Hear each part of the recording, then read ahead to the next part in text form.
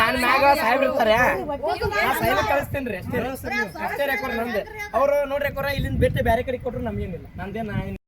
ಅದು ನಾನು ನಿನ್ನೆ ಹೇಳಿವ್ರಿ ಅವ್ರಿಗೆ ಇಲ್ಲ ಸರ್ ನಮಗೂ ನೋಡ್ರಿ ನಮಗೂ ಇದು ಮಾಡೋದೇನು ಯಾರಿಗೂ ತೊಂದರೆ ಕೊಡೋದೇನಿಲ್ಲ ಸರ್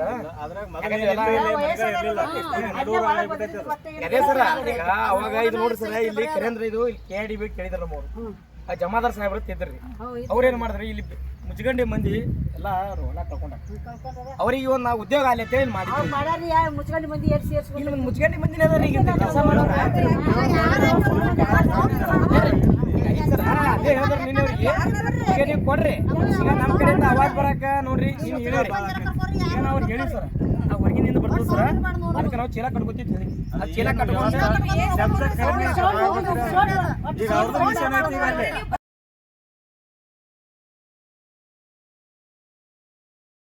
ಬೇಕಾರಿ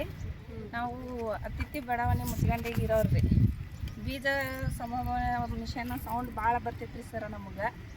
ಅದರಿಂದ ಮಕ್ಕಳಿಗೆ ನಮ್ಮ ಮನ್ಯಾಗ SSLC ಓದು ಮಕ್ಕಳ್ರಿ 75 ವಯಸ್ಸಾದವ್ರು ಮುದುಕರು ಅದಾರ್ರಿ ಅವ್ರಿಗೆ ಭಾಳ ಕಿರಿಕಿರಿ ಅನ್ಸಾತೈತ್ರಿ ಸರ್ ಇದಕ್ಕೀಗ ನಾವು ಇದಕ್ಕೆಲ್ಲ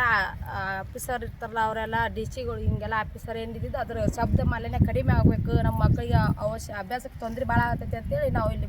ಮನವಿ ಪತ್ರ ಕೊಡಕ್ಕೆ ಬಂದಿವ್ರಿ ಆಫೀಸಿಗೆ ನೀವು 15 ದಿನದೊಳಗೆ ನಮಗೆ ಇದ್ರ ಶಬ್ದ ಕಡಿಮೆ ಮಾಡ್ಬೇಕು ರೀ ಸರಿಯಾಗಿ ಹುಡುಗರು ಶಾಲ್ಯಾಗ ಓದಾವಲ್ಲವ್ರಿ ಮನ್ಯಾಗ ಸೌಂಡ್ ಭಾಳ ಆಗತ್ತೆ ರೀ